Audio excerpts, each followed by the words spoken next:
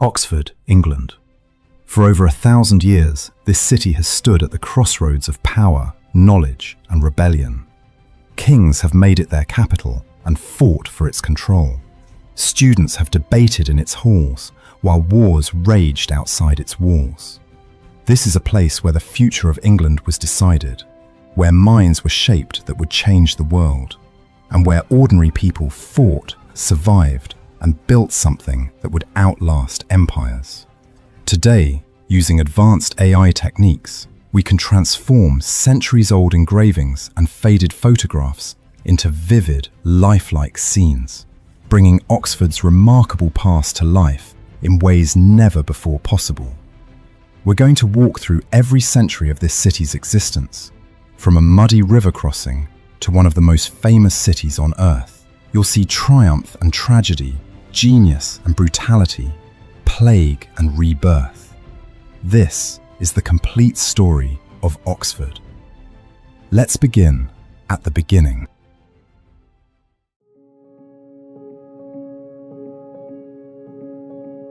Not many people know this, but Oxford's story actually begins before the Saxons. Archaeological evidence reveals a small Roman settlement here, including a kiln and pottery workshops. In 2003, excavations unearthed a Roman pot dating to around 100 AD, proof that people were living and working on this site nearly 2,000 years ago. But the Romans never built anything significant here. They came, they made their pottery, and they left. The real story of Oxford begins with the Saxons. The name Oxford means exactly what you think, a ford where oxen crossed.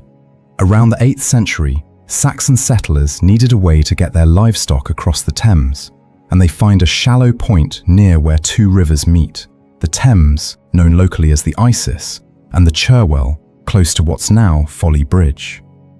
It's practical, nothing more. A few houses appear, then a few more. The place becomes known as Oxenfordr in the Saxon tongue.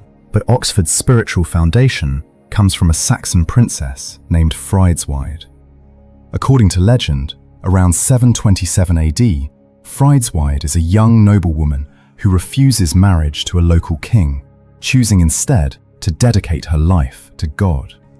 She establishes a small monastery here, building a church on the site where Christ Church Cathedral stands today. Whether all the legends about her are true doesn't really matter. What matters is that her church becomes Oxford's first significant religious building, and Friedzweid herself becomes the city's patron saint. The priory she founds will stand for centuries. By 911, things start to get serious. England is being carved up by Viking invaders, and Edward the Elder, King of Wessex, recognizes that this river crossing has strategic value. He builds fortifications here, transforming a simple ford into a fortified town. Oxford becomes part of a defensive network, protecting Wessex from Danish attack. The town sits on the border between Saxon and Viking territory, and that tension defines its early years.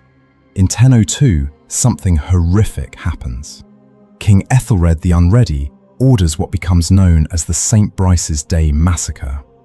On November 13th, Saxons across England are commanded to kill all Danish settlers in their midst. In Oxford, terrified Danes flee to St. Friedesweid's church, seeking sanctuary. The locals bar the doors and set the building on fire. Everyone inside burns to death. Among the dead is Gunhild, sister of Sweyn Forkbeard, the King of Denmark. This single act of violence ensures that Sweyn will return with a massive army to exact revenge.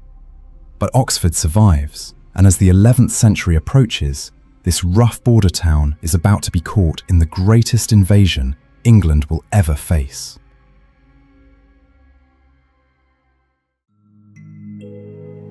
"1066 arrives, and with it, William the Conqueror. Oxford submits to William without a fight, but submission doesn't mean trust. Within 2 years, William orders the construction of Oxford Castle, a massive stone fortress designed to intimidate the population and control the surrounding territory. Robert D'Oyley, one of William's most trusted knights, oversees the building. The message is clear. Norman power is here to stay. The castle includes St. George's Tower, which still stands today. It's not ornamental, it's a weapon, a symbol of occupation in stone. The Normans confiscate Saxon properties, redistribute land, and impose their language and laws on a resentful population. But something unexpected begins to grow in Oxford's shadow. By the early 12th century, scholars start gathering here. No one knows exactly when formal teaching begins, but by the 1120s, there are documented lectures taking place. Why Oxford? Partly because it's centrally located, partly because it sits at a crossroads, and partly because the church is powerful here. In 1133, Osney Abbey is founded just outside the town, adding to Oxford's growing reputation as a centre of religious learning. Then, civil war. In 1141, England tears itself apart in a conflict known as the Anarchy, fought between Empress Matilda and King Stephen over who should rule. Oxford becomes a battleground. Matilda seizes Oxford Castle and holds it against Stephen's forces. He lays siege to the castle in the winter of 1142. For 3 months, Matilda's garrison holds out, but eventually the situation becomes desperate. On a December night, with the Thames frozen solid, Matilda and 3 of her knights escape by dressing in white cloaks to blend with the snow. They slip across the frozen river and flee to Wallingford. It's one of the most dramatic escapes in medieval English history, and it happens right here. The next day, Oxford Castle surrenders to Stephen. He takes control of the city, but Matilda herself has slipped through his fingers. The war drags on for another 11 years in a bitter stalemate. Neither side strong enough to defeat the other. Eventually, exhausted by endless fighting, they reach a compromise. Stephen keeps the throne for his lifetime, but Matilda's son, Henry, will inherit it when Stephen dies. Matilda came within a sword's edge of the English crown, but it wasn't to be. England wouldn't have a crowned queen ruling in her own right for another 412 years, until Mary Tudor took the throne in 1553. But even during those years of chaos and siege, scholars had kept coming to Oxford. And now, with peace restored, their numbers swell. The real catalyst comes in 1167. Henry II, furious with France, bans English students from attending the University of Paris. They need somewhere to go, and many choose Oxford. The trickle of scholars becomes a flood. Informal teaching arrangements solidify into something more permanent. Oxford is becoming a university town, though no one uses that word yet. By the late 12th century, Oxford has survived conquest, massacre, siege, and escape, but its most important transformation is only beginning.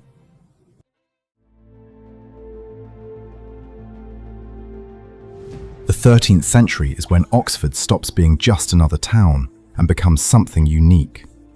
Students and scholars are everywhere now, living in lodging houses, attending lectures in rented rooms, and frequently getting into violent brawls with locals. Town and gown tensions run deep. In 1209, a scholar kills a local woman. The townspeople, enraged, hang 2 of his innocent colleagues in retaliation. In protest, many scholars pack up and leave Oxford entirely. Some go to Cambridge, where they establish a rival university. It's a split that will define English academia forever. Oxford's first colleges appear during this century. University College, Balliol, and Merton all claim to be the oldest, each founded in the 1260s and 1270s. These are a new model for education, self-governing communities of scholars with their own rules, their own finances, and their own endowments. The idea is revolutionary. Learning supported by permanent institutions rather than the whims of individual teachers. But Oxford isn't peaceful. In 1248, there's a riot so severe that the university suspends operations entirely. Scholars and townspeople clash repeatedly throughout the century. the violence reflects deeper resentments. Students are often exempt from local laws. They drive up rents.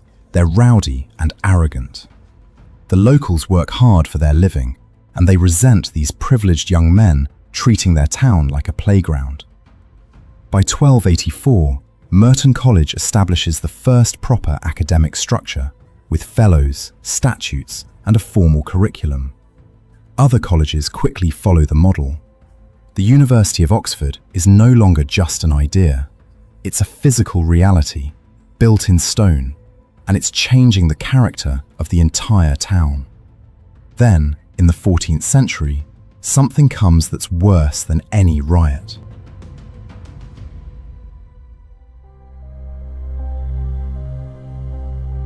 The 14th century is a time when you definitely wouldn't have wanted to live in Oxford. First, in 1348, the Black Death reaches England. By 1349, it's in Oxford. The plague kills indiscriminately. Scholars, townspeople, monks, merchants. No one is safe. Estimates suggest that between a third and half of Oxford's population dies within months. Entire households are wiped out. Bodies pile up faster than they can be buried. The university nearly collapses from lack of students and teachers. Then, only a few years later, disease turns into violence. 5 years, the barriers stand, a physical monument to class division. Finally, in 1959, after years of campaigning, the walls come down. Bulldozers reduce them to rubble. Even today, walk through Oxford and you'll pass from cobblestoned college quadrangles to working-class neighbourhoods in 5 minutes. Two worlds, still not quite touching. Meanwhile, as Oxford was grappling with its divisions, another kind of creation was underway, and it all starts in a pub called the Eagle and Child. Every Tuesday morning, starting in the 1930s, a group calling themselves the Inklings meets to drink beer and read unfinished manuscripts aloud.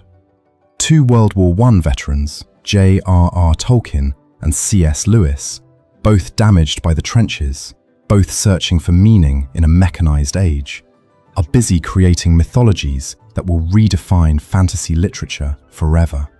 The Lord of the Rings, the Chronicles of Narnia, the Screwtape Letters, all of them drafted, debated and refined in Oxford pubs and college rooms. When World War II begins in 1939, Oxford is terrified of bombing. The government considers evacuating the university. Blackout curtains go up, air raid shelters are dug, and the city prepares for the worst. The Morris Works shifts to war production again, building tanks, munitions, and aircraft parts. Women fill the factory floors as men go to fight. Oxford becomes a centre for code-breaking and secret intelligence work, with academics recruited into government service. And in a laboratory at the Dunn School of Pathology, 2 scientists are racing against time on a project that will save many more lives. Howard Florey and Ernst Chain are working to purify and mass-produce penicillin. Alexander Fleming discovered the mold in London, but it was Oxford that figured out how to turn it into medicine. By 1942, they've succeeded. Penicillin becomes the wonder drug of the war, saving countless soldiers from infections that would have killed them in previous conflicts. It's one of the most important medical breakthroughs in human history, and it happens in Oxford. Miraculously, Oxford is largely spared in World War II.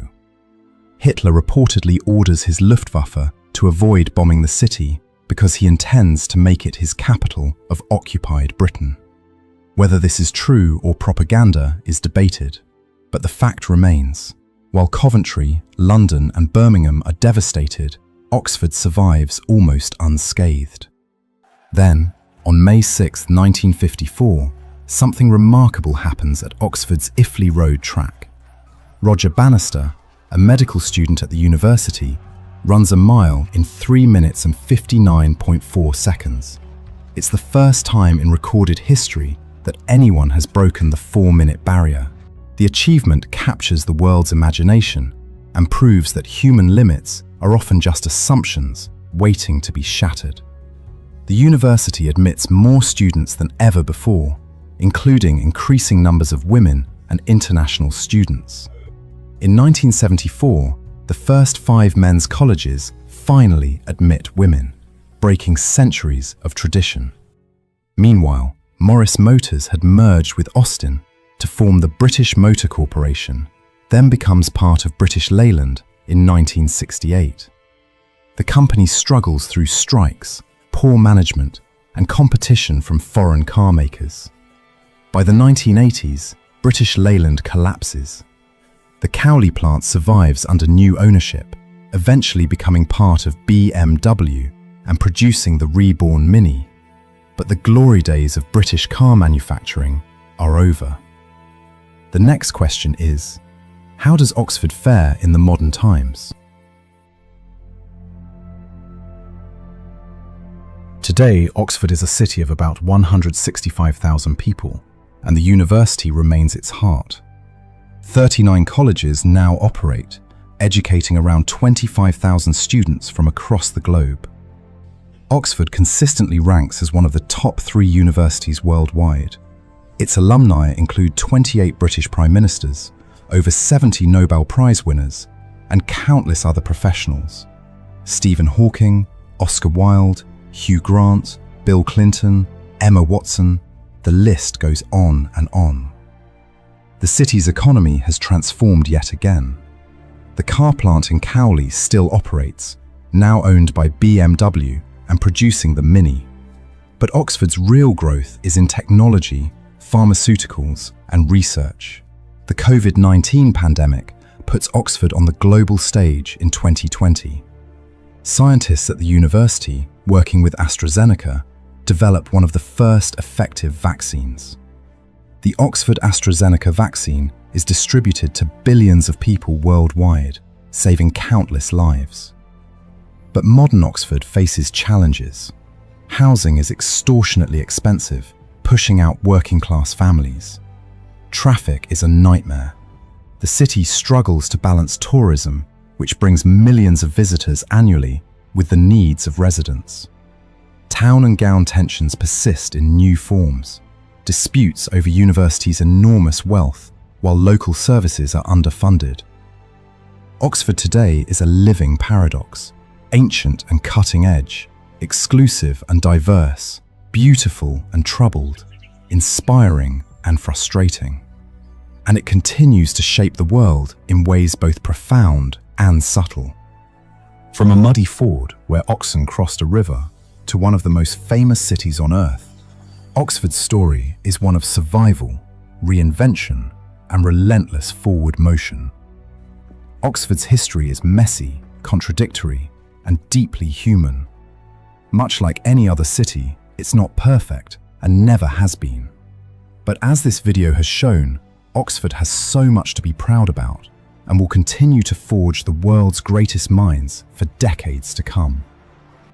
If you've enjoyed this journey through Oxford's complete history, please like this video and subscribe to the channel for more deep dives into the cities that shaped the world. And as always, we'll see you in the past.